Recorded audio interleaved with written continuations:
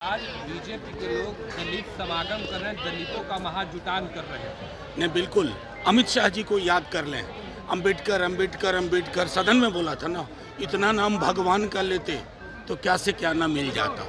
दोहरा चरित्र नहीं चलता है। अगर इतनी चिंता है तो आपकी सबसे पहली प्राथमिकता हो जातिगत जनगणना। और जो बिहार में जब तेजस्वी जी नीतीश जी के साथ थे तो जो आरक्षण को लेके हुआ था उसके पक्ष में खुल के आइए ना।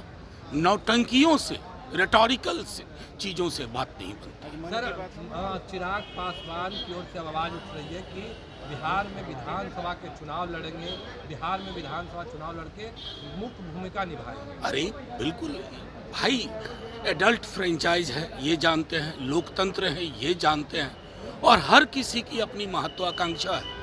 आइए तो बस उनसे उम्मीद यही होगी कि रामविलास पासवान जी की एक धारा थी, वो धारा कहाँ लुप्त हो गई। बलिदान को लेकर के मन की बात में आज प्रधानमंत्री ने कहा है कि लोगों के बीच में गुस्सा है और छोड़ा नहीं जाएगा। नहीं, बिल्कुल आक्रोश है, चिंता है लोगों के बीच में।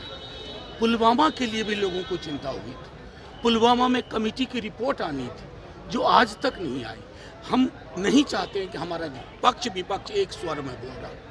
हमारा देश श्रद्धांजलियों का देश न बने। हर शहादत एक कहानी छोड़ जाती है, आप उसके बरक्स क्या करते हैं ये महत्वपूर्ण है। और जब पूरा देश एक स्वर में है तो मैं समझता हूँ जो पुलवामा में अब तक जांच रिपोर्ट नहीं आई, कम से कम वो गलतियाँ यहाँ ना दोहराएं। बीजेपी के लोग कह रहे हैं सर कि कांग्रेस और महागठबंधन के लोग अलग अलग बयान दे रहे हैं, साथ तो देने का कह रहे हैं लेकिन बयान भी अलग अलग। अरे मैं उनसे क्या कहूँ, लोगों की शहादत पर भी अगर ऐसी टिप्पणी करते हैं, इससे ज़्यादा क्षोभ का विषय कतई और कुछ भी नहीं हो सकता। पूरा देश, जर्रा जर्रा इस देश का कोना कोना एक ही जुबान में इन मौतों को देख रहा है। कोई भेद नहीं है।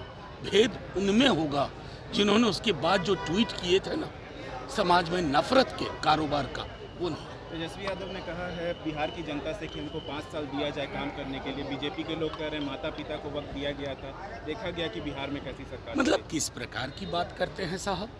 हड़प्पा, मोहनजोदड़ो, वैदिक काल, चंद्रगुप्त मौर्य तक जाइए। सीधी सी बात है कि एक लंबी लकीर उन्होंने खींची 17 महीने के अपने कार्यकाल में। वो पूरे देश में रोजगार और नौकरी पे बात होने लगी।